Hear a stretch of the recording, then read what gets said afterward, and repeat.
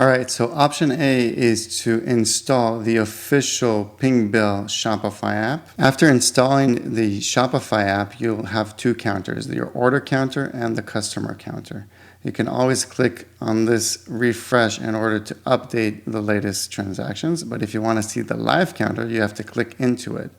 On this page, you'll be able to choose a custom background and also change the colors of your counter and customize it so that it feels on brand.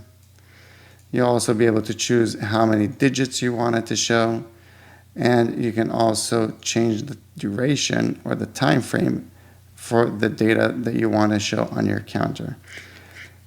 If you have a pro subscription, you'll also be able to go through and pick from over 70 different sounds for your counter. If you'd like the counter to make a sound while on this page, click on mute and unmute. And you can also display it on a full page. And you have a little button here to mute and unmute it.